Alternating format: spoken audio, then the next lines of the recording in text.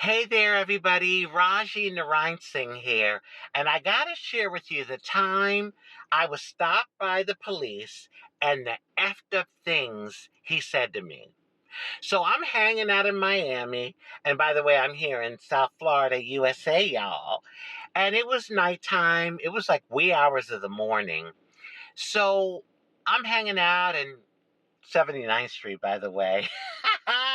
So you all know, if you're from South Florida, all the things that 79th Street at night has going on. Anyway, I was ready to go home. So a couple of my girlfriends who were out there, they're like, "Oh, can we get a ride?" So I said, "Okay, no problem." So I'm driving down 79th Street, and another girl who I knew, we weren't close, but I knew her, she yells out, "Hey, can I get a ride?"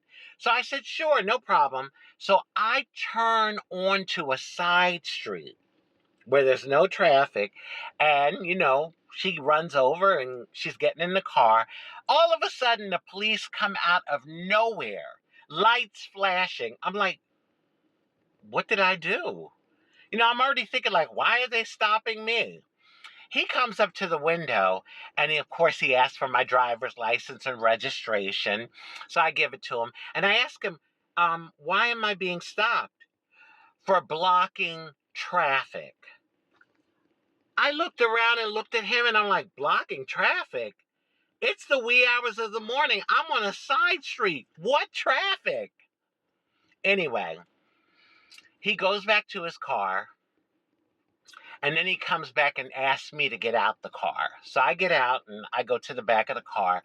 And he says to me, "Can you please tell me how anyone is supposed to explain all of this?" And he points at me, "to a young kid that might be walking to school in the morning."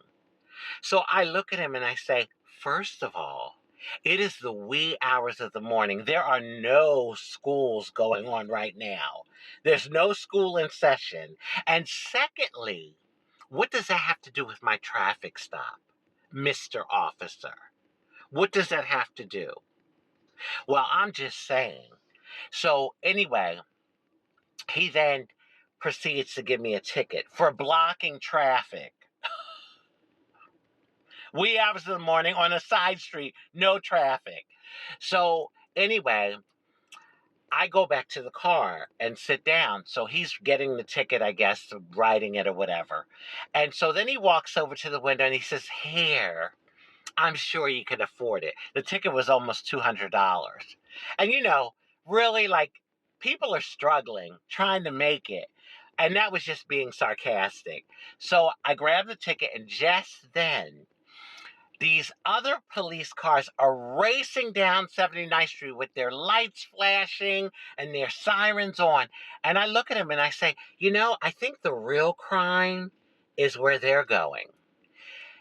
He then looked at me dead in the face, deep into my eyes, and said, "Well, I try my best to avoid those." I looked at him and said, "Oh, really?" I said, "Wow, that really just makes me feel so good to hear you say that.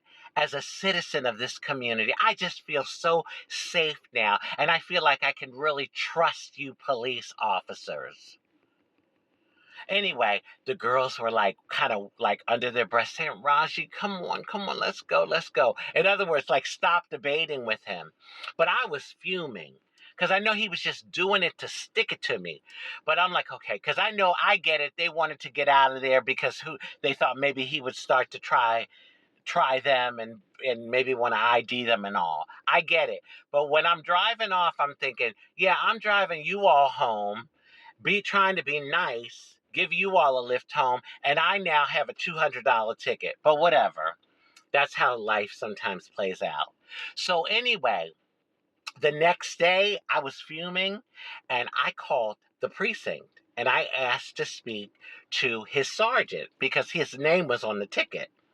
So anyway, the sergeant gets on. I explained what happened. And of course, he tried to brush it away. Oh, I don't think he was being discriminatory by saying what he said. I said, oh, really?